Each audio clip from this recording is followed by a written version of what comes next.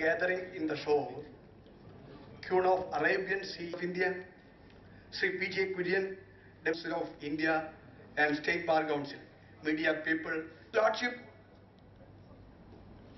is always a gate to the lawyers community for the valuables of India and the present Attorney General for Institutes. It is highly appreciable that Venugopal constituency.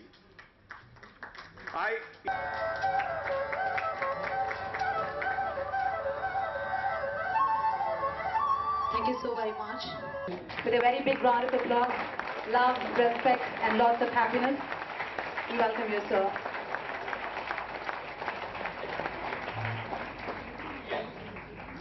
Justice Kurian Joseph,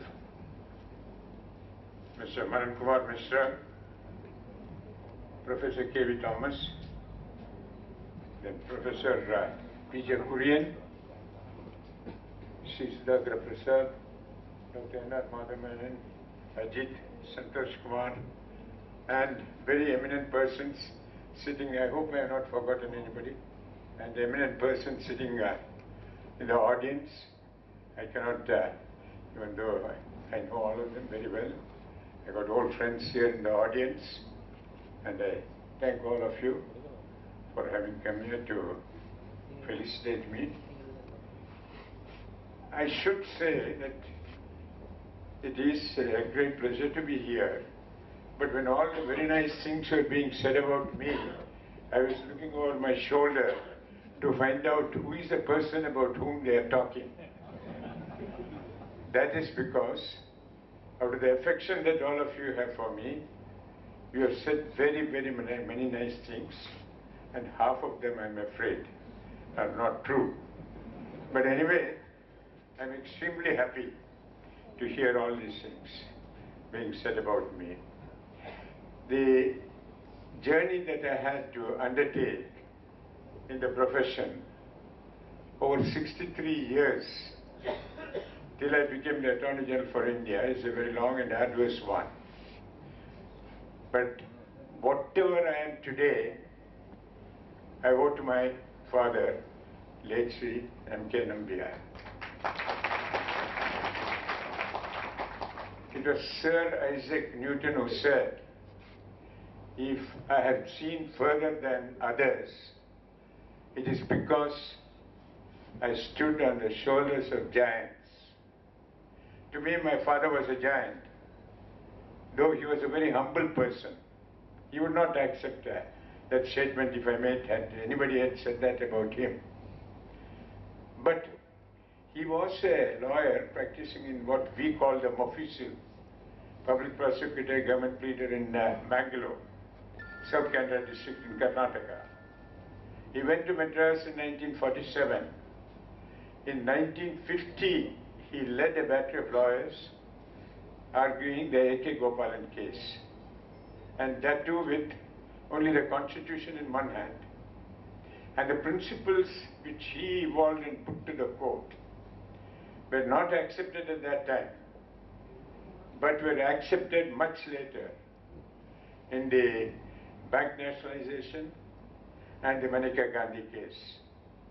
For whatever he argued at that time was accepted by the court, by the Supreme Court of India. Now, I became a lawyer by accident. I had failed in my BSc physics. Keep it a secret and don't tell anybody. I was wondering what I should do when he had attained a big position in the bar, at the bar. And he had no successor as such in the profession. So he said, why don't you go and do law? And at that time, I could do law in Belgaum as an intermediate pass student, but not a graduate. I completed my law, got enrolled, started practicing. And when I started practice, I found I was not in the least interested. My father would start arguing a very heavy case before a bench of judges in the Madras High Court. Thank you. and he would ask me to sit by his side so that I would see as to how the court is addressed. The moment he started concentrating on the judge, I would get up and walk away. And it took quite some time before I became a lawyer. And the reason was that he decided that he would entrust a client to me directly, and a Kerala client at that. They have their bundle of papers all folded half sheets this big, and they were experts. In fact, it said about the Kerala client, when the two farmers fight over, when the two agriculturists fight over a bunt between their fields, one man would say that, look, I'm going to court. The other man would say, I will see you in the Privy Council. And they would sacrifice whatever gold they had, whatever jewelry they had, because prestige was the single most important thing, so far as they were concerned. But I had to protect my self-respect. And therefore, though I knew nothing about Kanam, Kurikanam and so on, which are the Kerala land tenures, I sat throughout the night, got my father's juniors to help me, and finally when the man came after 2 days, I was able to show him that I knew everything about these intricacies of Kerala law. And then slowly I got into the whole of it. I got into the practice of law. Now, it's a very difficult profession, and what matters is not whether you win or succeed in cases, but as to how well you have prepared your case and how well you present your case. It's not in your hands, because so far as the result is concerned, you would find questions being asked which you never anticipated. Now, it is said about the Supreme Court of India, not by me, but by a former president, and I hope Justice Kiran Joseph will forgive me. It was Justice K.R. Narayan on the Golden Jubilee Day of the Supreme Court of India. When he made a speech, he said, I understand that so far as the courts are concerned, they are not a cathedral, but a casino, where the throw of the dice brings about the result. And all the judges were sitting on the entire court was sitting on the dais in Vijayan Bhavan, and you could see the shock on their faces. But that is exactly what Mr. Daftari also said when he was asked in a case, what exactly is gambling? Is racing gambling or not? He said, Milord, this is what is happening every morning on every day, on a Monday or a Friday, when especially petitions are being argued. It's a big gamble. It's one of the biggest gambles. Therefore, so far as we are concerned as lawyers, what we have to do is to prepare our cases to the best of our ability and answer as well as possible the questions which fall from the court, and gradually evolve over a period of years to be a lawyer of some capacity. Now, you will find that the method of arguing in the high courts or the subordinate courts is different from the method which many of us adopt in the Supreme Court of India. You will find lawyers raising their voices and then gesticulating, and they believe that that will bring about success. They interrupt, and it is Justice Chidambaram who told me after retirement that he found that 1 minute of interruption is equal to 10 minutes of argument, because you put the opposite side of the stride. Now, these are not the matters, this is not how lawyers should practice law. But however, it has become practically institutionalized, where success in arguing cases sometimes depends upon the strength of your voice. Now, not that judges are being carried away just by the fact that one gesticulates, one is very passionate and so on. Now, there are some things which I think there could be by way of reform in the practice of law. Now, The Bar Council of India, I believe, would never think in terms of this, because we have been following the traditions of the British bar, where we have inherited very many of what they have been following. The profession is supposed to be an honorable profession, a noble profession. But that, I'm sorry to say, was something which we were saying about ourselves a long time back. Today, we find that a very large section of lawyers all over the country believe that agitation is the best method of achieving things.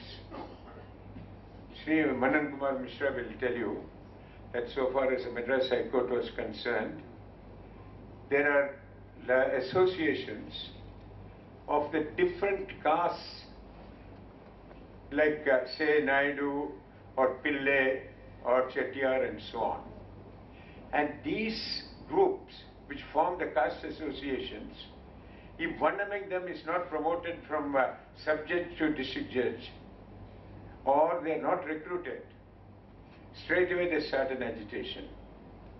And it came to a stage where there were processions which were being taken by a caste association, along with their wives and children, through the corridors of the High Court of Madras, shouting slogans.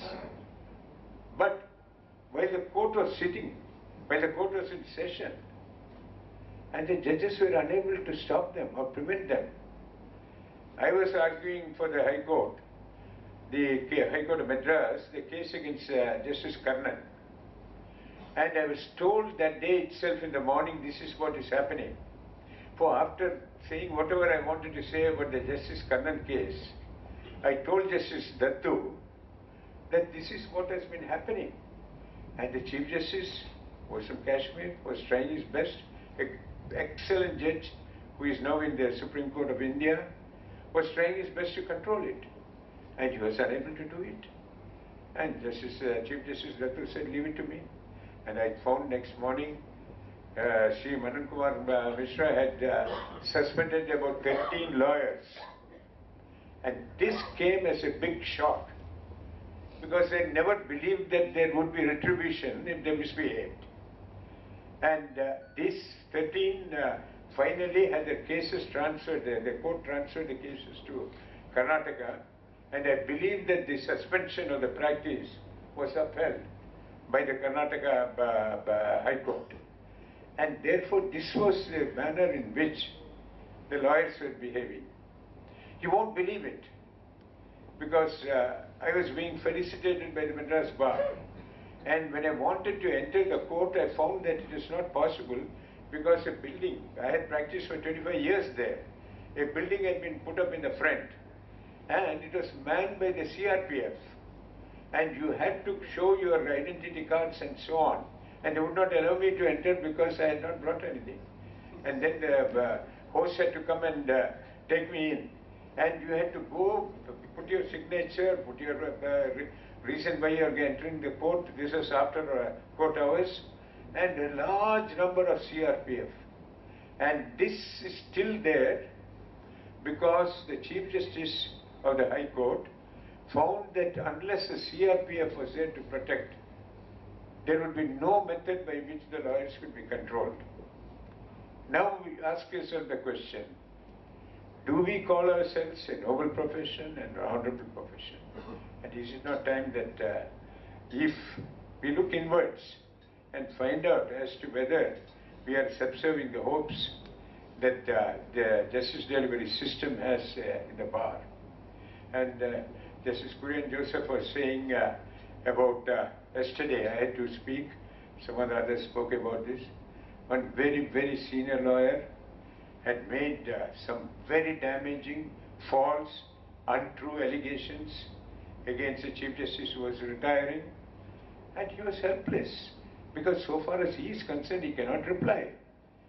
Now, I said when I was called upon to speak, I said we are supposed to be two wheels of the same justice delivery chariot, but we are unequal. And the difficulty or the deprivation is so far as the judiciary is concerned, because we can be vociferous, we can say whatever we like, we can attack judges, we can, if we lose a case, then we say, oh, then the judge is, there's something wrong with the judge, and then we attack the judge. Now, so far as they are concerned, they do not have the freedom of speech under Article 19(1)(a) of the Constitution, which we have. They can speak only through their judgments and not by openly coming and making statements. And the result was that they have to keep silent. And I said, we the lawyers, we throw a brick at the judges. The judges cannot throw a brick back, and they keep silent. And who suffers? Slowly, if these sort of statements are allowed to be made, untrue, wholly unjust, because a lawyer finds that he has lost cases before a particular judge, and therefore he believes that the judge has been bought, that the judge is partial, and therefore when he makes the confidence which the public, the litigant public, the public at large should have in the judiciary, that is destroyed. And who suffers? Everyone, the litigants, the bar, and the judiciary itself, because you are pulling down a great institution which, as Professor Kurian said, is the one in which people have confidence, still confidence. And if you pull it down, so far as the entirety of the functioning of the Constitution is concerned, we start saying things about the Parliament, we start about the politicians, we start saying about the executive, about the bureaucracy, about the babus, and we start speaking about the judges also in a similar tone. And this, I think, is what we have to ruminate about.